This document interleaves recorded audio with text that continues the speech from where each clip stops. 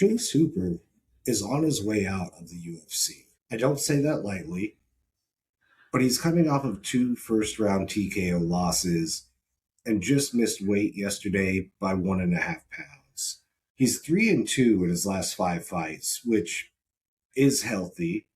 At the same time, those wins are over Jim Miller and Clay Guida.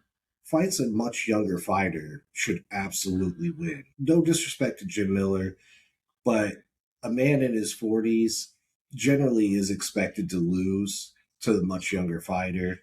Jim Miller is a dog, all respect. Hope to see him in the UFC Hall of Fame one day.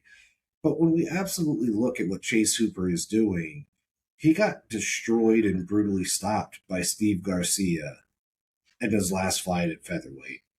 He moved up in weight and still somehow missed weight. That's not a good look for a guy on a losing streak.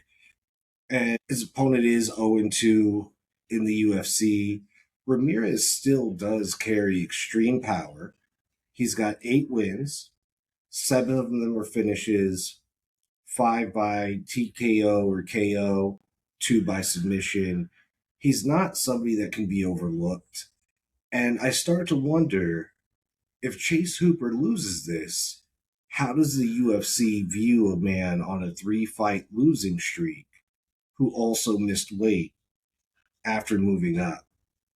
The biggest problem, I think, is Chase Hooper does not seem to have great defense. Ramirez is an aggressive finisher. He's got heavy hooks in the pocket, dangerous leg kicks. Chase Hooper has shown vulnerability to power shots. Where I think Chase Hooper's win condition is finishing Ramirez by submission. I think if he can get him down, get his back, I do think he can choke him out. I have no doubt about that. I also think that the UFC matchmakers want Chase Hooper to be successful and that this fight is set up in his favor.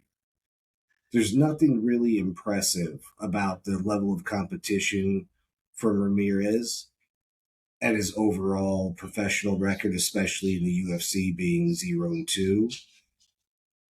But that just increases the stakes for Chase Hooper because if the matchmakers are setting what they feel like is a favorable matchup and you still lose it and you missed weight, you start to get some funny looks and they start to question whether or not you belong. So that's kind of my take on it. This fight very well could determine what Chase Hooper's UFC career looks like, or if he continues to have one after tonight. What do you guys think? Does Chase Hooper make it, or is this the end of the road for him? As always, like, subscribe, ring the bell.